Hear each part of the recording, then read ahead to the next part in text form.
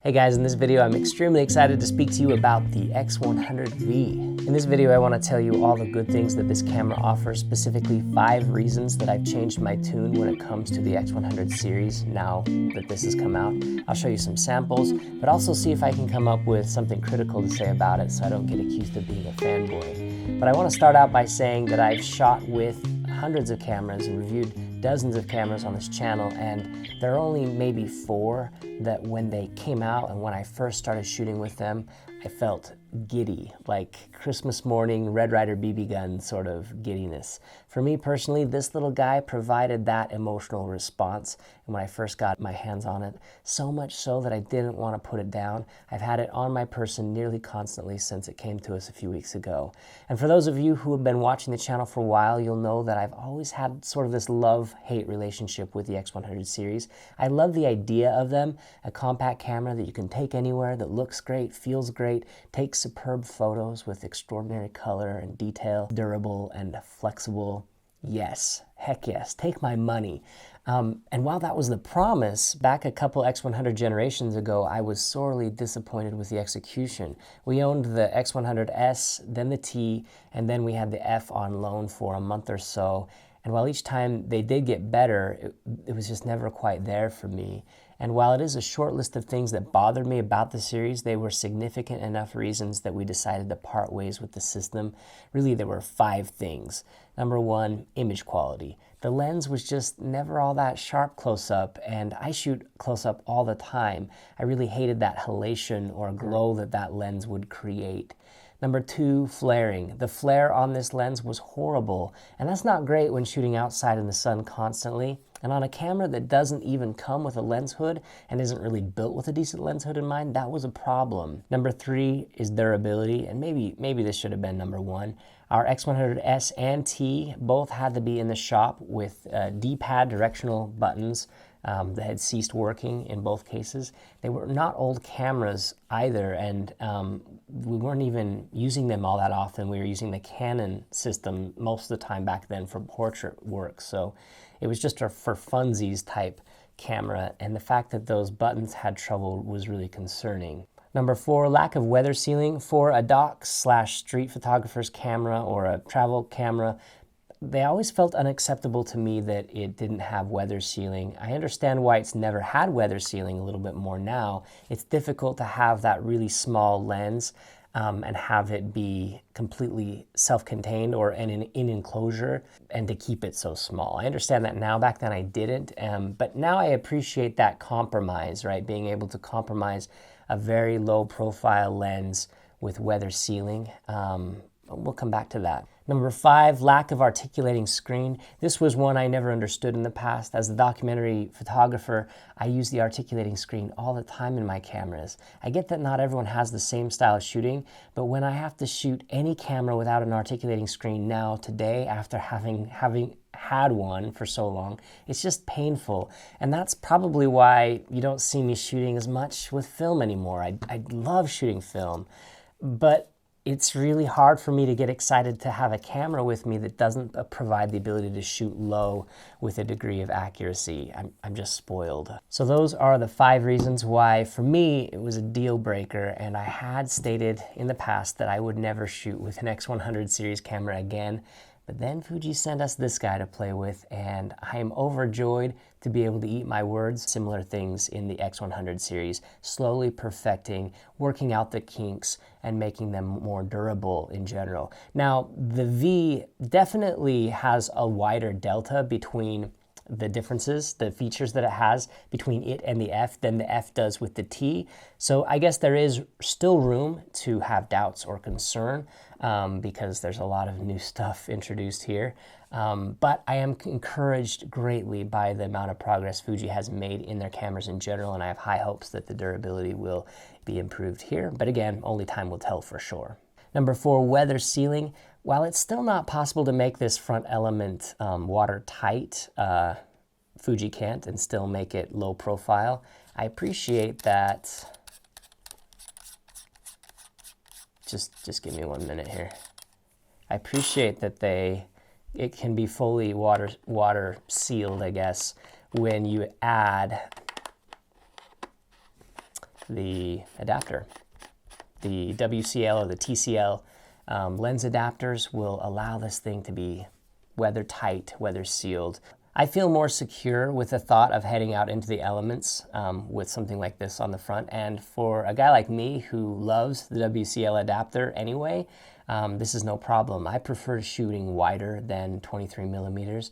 So I'd say half the time this adapter is on the X100V anyway. So bring on the bad weather, that's not gonna bother me at all. And for those of you though who don't have an interest in either using the WCL or the TCL adapters, there is still an option for weather resistance in the form of the PRF49 filter coupled with the AR-X100 filter adapter.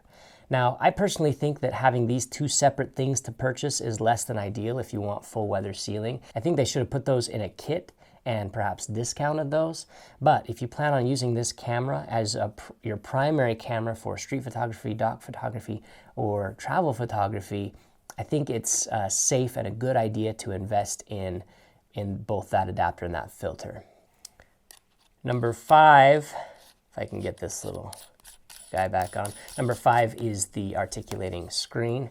Now, Fuji has for sure addressed this. They have done so in a remarkable way, in fact, with probably the smallest profile articulating screen on the market. I realize that that makes the X100V slightly wider than the F, but I would not have known that if someone hadn't told me that. The footprint here is really small, and it's wonderful to have that articulating screen now. And now I nearly always reach for the X100V over our X-T3 or even our X Pro 3 when I'm just doing family photo stuff, whereas before, without an articulating screen, I avoided our X100 series cameras in the past. And that was in the very situation where they should have excelled, right? In those family situations.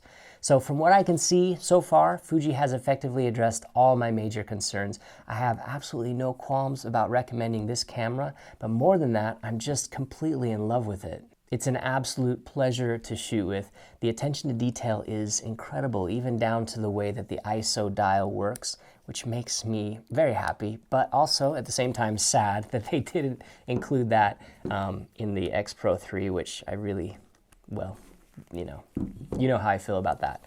But anyway, it looks incredible. It quite possibly, to me, is the best looking camera anywhere, including any Leica that I've shot with, and maybe even more than, again, my X Pro 3, which already has set a very high standards when it comes to, I mean, it's just beautiful, but this might be more beautiful. It's a camera that I'm not ashamed to take with me anywhere, to anything, at events or outings where I'd normally hesitate to maybe bring a larger or bulkier camera. This camera, just, it's at home everywhere. And at those same events, having a near silent leaf shutter, I mean, just listen to that. So quiet. You probably won't hear it very well unless I do it right up next to the mic. For the first time, Fuji has a camera that perfectly matches the needs of compact enthusiasts, documentary photographers, and or street photographers, certainly travel photographers. But this would be a pretty horrible review if I couldn't come up with at least a couple critical things to say. So let's try to dig a little deeper. And firstly, while I absolutely do love that now it comes equipped with an articulating screen, it bums me out a little bit that you can only bring the screen up from the bottom. There have been several times I've wanted to articulate the screen from the top with the camera above me, but I still had to, pull it out here first, and then, boo-hoo, poor me, first world problems. But, it's one thing that I think can be improved. I would have loved to see that little groove exist on the top as well. Not a big deal though. Secondly, this camera can get a little warm. Honestly, I can't remember if the same thing happened with previous versions, as it's been a while since I shot with those, but I do get a little concerned to have a camera get warm, maybe even on the hot end. I wonder if this has the same heat dispersal as previous versions, and if that was ever a problem to anyone. Let me know in the comments what your thoughts are there. Keep in mind that I live in an extremely hot climate, where here in southern Utah, where we live, temperatures will exceed 100 Fahrenheit all the time during the summer months. So will overheating be an issue for us? We will certainly find out. Thirdly, and this has always been an issue, but it's hard to one-hand this camera. there's not a ton of grip. And with a camera that is compact like this, and the way that I use it, it seems like I've always got a kid hanging on me in those family settings, or I'm occupied in some way where it would be really nice to have the ability to shoot and have full control over it with just one hand. But that grip, it just doesn't have enough girth to it, right? It's to kind of get around it and be able to shoot well. You almost have to have that hot shoe thumb grip, which right now, I don't think there are any on the market. Last time I looked a few days ago, no one had made one yet. Because of the beveling here with that articulating screen, nobody has manufactured one that will work with this body yet. I would not recommend using one of the older thumb grips with it, as that could bend some things. So I've really felt the pain of not being able to do that myself. I do wish that Fuji would just give us a little bit more of a grip here. Maybe even enough to include one of those new XT4 batteries. That would be really cool. One can dream. But as it is right now, it's a small complaint that I have.